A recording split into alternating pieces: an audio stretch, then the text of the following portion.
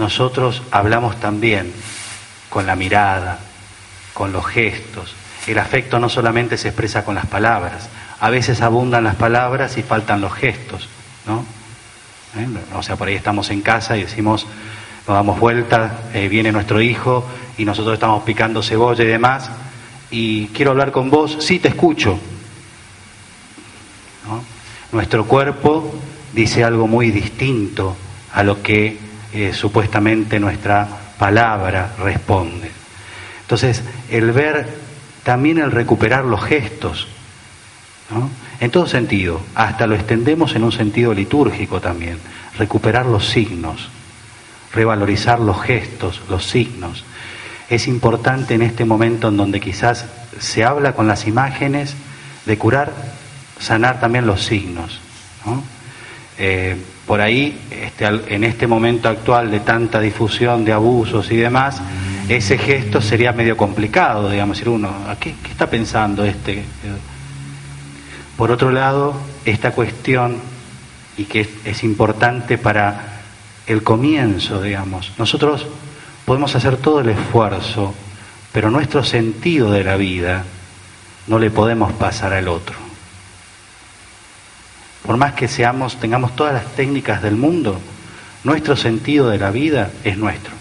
Y nos ha llevado nuestro tiempo de búsqueda o no, pero es nuestro sentido.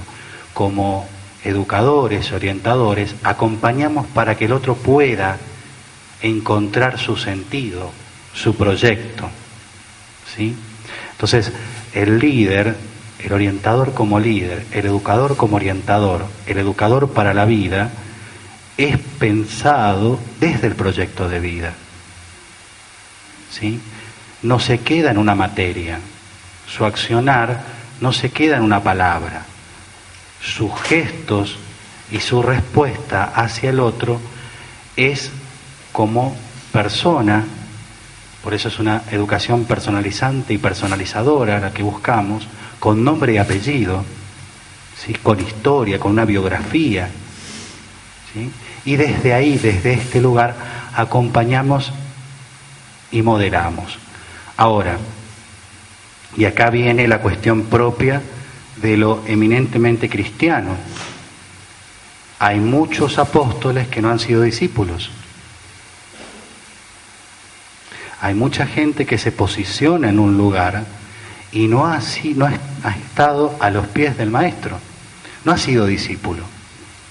Y discípulo en un sentido de permitirse y sentirse también barro, ¿no?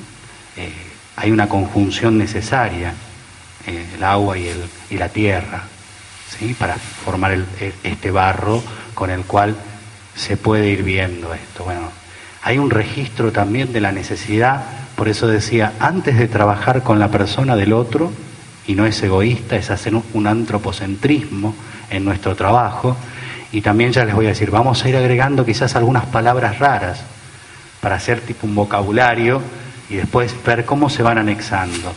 Este antropocentrismo del cual habla uno de los autores que nosotros tenemos como referente, que es Javier Garrido, ¿sí? Este antropocentrismo no es una situación ególatra, egoísta, narcisista del docente, no. Es una necesidad de primero, y esta es una condición del líder, de poder verse a sí mismo, poder ver sus debilidades, reconocer sus fortalezas, virtudes y también defectos. Es necesario este recorrido en nosotros y por eso muchas veces necesitamos nosotros estar en el lugar del niño. Fíjense que nos surge el que mayormente nos ubicamos en el lugar del maestro alfarero, cuando hoy en realidad lo que necesitamos es ubicarnos en el lugar del niño, para después sí poder ubicarnos en el lugar del alfarero. Quizás primero, en este autoconocimiento, que es uno de los puntos principales del líder, el conocerse, ¿sí? La necesidad de poder hacer una descripción de quién soy. Por ahí una pregunta tan obvia y tan recurrente, pero que necesita, en esta tensión que dice Garrido entre proceso humano y gracia divina, en esta tensión de poder ser reeditada de nuevo en nosotros.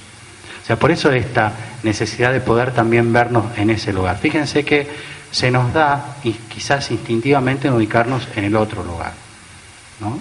Cuando en realidad para poder ser, o sea, tener esta posibilidad de hacer discípulos, que eso es lo que busca un líder, digamos, es hacer discípulos, primero tiene que estar en el lugar del discípulo. Y un punto interesante, alejado totalmente del mundo actual, que está hacia afuera. Hoy ustedes decían, las obras estaban hacia afuera, parecía que era una educación hacia afuera, los objetos estaban afuera. Y nosotros a veces también estamos afuera. Nosotros somos existencia e insistencia. Esa es una condición del hombre. Pero no puede haber un líder si está siempre afuera. ¿Sí? El líder tiene interioridad. Por eso se conoce también. Por eso puede lograr armonía. Aquel que no tiene ese espacio para sí de interioridad es puro afuera y llega un momento que se agota. El docente que no tiene interioridad llega un momento que se enferma. Y cuando hablamos de salud y de enfermedad, hablamos de esta cuestión de una salud psíquica y espiritual. La interioridad no es solamente una cuestión espiritual, como este psicólogo en medio de orientación religiosa ha metido la cuestión de la espiritualidad. No, ciertamente que la interioridad es también una cuestión de salud mental y es una cuestión también de salud espiritual, ¿no? Por eso tenemos que construir y lograr establecer escuelas que sanan, no escuelas que enferman. Ahora, el tema es que siempre, y esto es por ahí una de las claves, digamos, para recuperar al alcohólico, digamos, ¿no? Que por ahí, o sea, lo primero que dice el cambio, o sea, lo esperamos en el otro. Y en realidad para cambiar el mundo primero tenés que comenzar a cambiar vos. O sea, la posibilidad, la necesidad de comenzar a cambiar uno. ¿Sí? Ese es el principio, de no poner las cosas hacia afuera, sino comenzar a ver qué es lo que puedo yo ilustrar en mi vida, iluminar en mi vida, para poder después construir algo diferente. Si en realidad el moldear, nosotros como líderes, como orientadores, como acompañantes, porque hay algo importante, hasta en la misma iglesia antes se hablaba de dirección espiritual, ahora se habla de acompañamiento espiritual, acompañamiento pastoral. No es decir a dónde vas, a dónde tenés que ir, porque si no, ¿qué es lo que hacemos? ¿No? Extender la adolescencia. Si siempre tenemos un padre que nos dice a dónde ir, en las diferentes etapas de la vida, nunca vamos a estar lo suficientemente maduros para poder liderar nuestra propia existencia.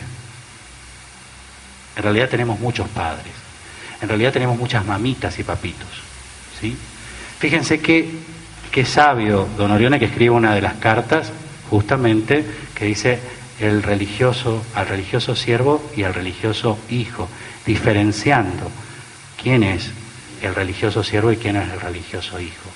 Y lo podemos extender no solamente en la imagen del consagrado, sino en la imagen de nosotros como religiosos, nuestra religiosidad, nuestra relación con Dios, nuestra relación con el otro, nuestros apegos, nuestra imposibilidad de salir de nosotros mismos, nos lleva muchas veces a buscar semejantes.